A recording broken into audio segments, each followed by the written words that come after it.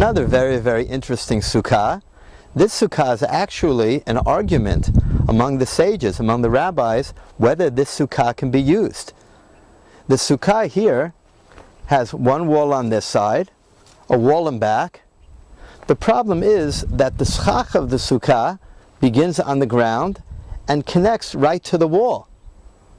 Is this considered like a sukkah that does not have a roof, which we learned before is eina kshera, cannot be used? Or do we say that this is considered the roof of the sukkah?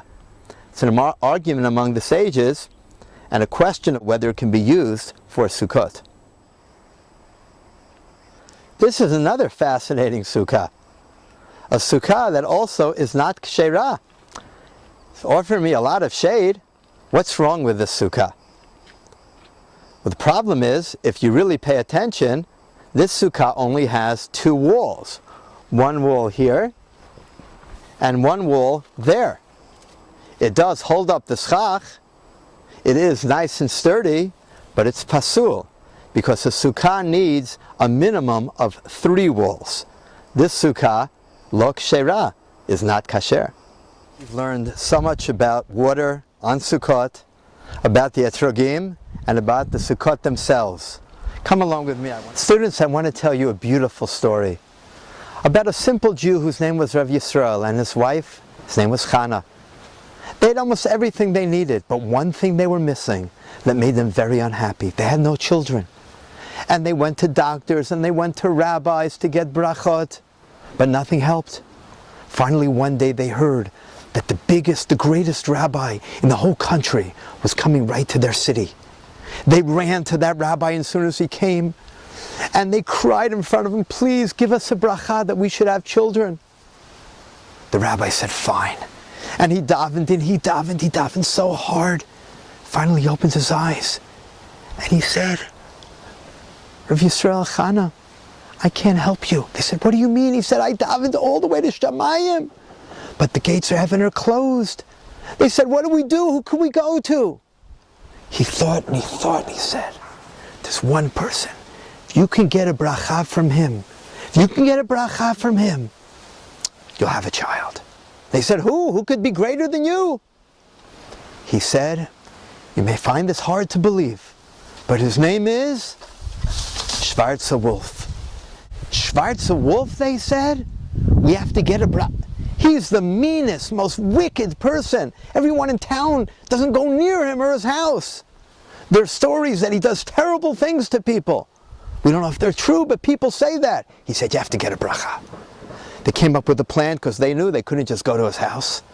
They came up with a plan. They waited like for 15 minutes before Shabbat, and they drove their wagon deep into the forest to Shvartza Wolf's house. Together, scared, shaking, they knocked on his door. And out of that house came a howl like they never heard before. "Who dares come to my house?" They were scared. Oh boy, were they scared, but they knew they had to do this. So they said, it's Yisrael and Chana. "What are you doing in my house?" came the scream from the house. And then the door opened a little bit and they said, "We're lost and it's almost Shabbat." And then out of that house came the worst smell, and it was smelly, and they looked inside and it was dark and it was dirty. They looked at his children. Children are always beautiful. Not Shvartza Wolf's children. They were ugly. And his wife, okay, we won't talk about his wife. Oh boy. They said, "But we're stuck. Can we come here? We need a bracha." "Bracha?" he said. "Are you crazy?" And with that, he threw some food outside, a little chicken there and a little challah there, and maybe a little bag of some wine. He said, "Go spend your Shabbat with the chickens and the horses and the cows." Oh. So Yisrael and Chana went into the barn, and they said, "Maybe he just had a bad day, and we'll come back tomorrow." And they made Shabbat in the barn there, whatever they could. They woke up early the next morning. They davened, and with a lot of hope in their hearts, they knocked again on Shvartza Wolf's door. If they thought it was going to be better, they were wrong. It was worse. It smelled worse, and it was even dirtier and blacker and darker, and he yelled at them even louder and said, "I'm not giving you anything." And again he threw some food outside the door, and again they went to the barn. They sat down and they said, "Let's at least eat our Shabbat meal." But then they realized Shvartza Wolf was not going to give them a bracha. No one was going to help them. And they started to cry. They knew it was Shabbat, but they couldn't help it, and they cried, and they cried, and they cried. And they turned their eyes to Shamayim, and they said, Hashem, no one will help us. Hashem, you have to help us. And they cried, and they fell asleep. They don't know how long they slept for. But all of a sudden, Rabbi Yisrael felt a shaking on his shoulder. And he looked up, and he was afraid, oh no, Shvartza Wolf is coming, he's going to kill us. But he looked up. And the most beautiful face. The most beautiful face. And he looked almost afraid. But it was him. It was Shvartza Wolf. But now his face looked like an angel. And his clothes, they were white and they were beautiful. Shvartza Wolf said, come with me. Shh. And they went into his house. And that house was shining, and it was golden, and it was white, and it was bright. And it smelled like Gan Eden. He didn't let them ask questions. They ate shalosh sudot together. They sang beautiful zmirot. And when Shabbat was over, he said, I know what you came for. You came for a bracha. You want to have a baby. And I give you a bracha that Bezrat Hashem in 1 year you'll have a baby. But they said, how can you explain it? You were so dark and scary, and now you look like an angel. And he said, I'm one of the 36 tzaddikim in the world, the Lamed Vav tzaddikim. And he said, you see, a tzaddik's face is like the water. It's like the water. Just like the water reflects your own face, a true tzaddik reflects your neshama. And he turned to Rav Yisrael and he said, Rav Yisrael, you're a holy, holy man. But you made one mistake. You forgot to turn to Hashem. And you have to remember that everything comes from Hashem. And only when you realize that was that last dark spot removed from your neshama. And then you saw me for what I really am. And yes, Rav Yisrael and holy, holy Chana, next year you will have a baby. And now I have a favor to ask from you, Shvartza Wolf said. From us, what can we do?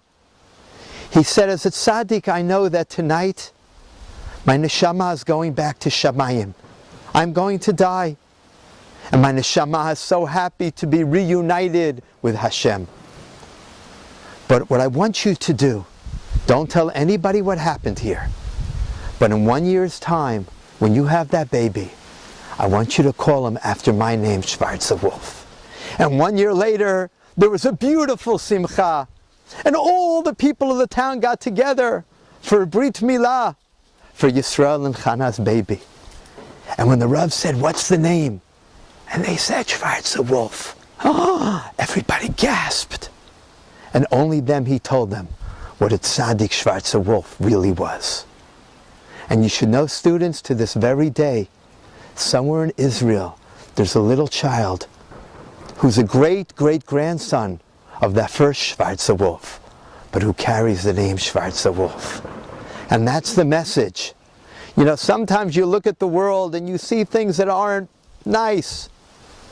But sometimes you have to realize it's because there's something maybe wrong with you that you're seeing the bad in others. The lesson of the story is, like the water we've been talking so much about. Look at the world. It reflects you. See only beautiful things, because that will mean there are only beautiful things inside of you. Chag Sameach. Have a beautiful Sukkot.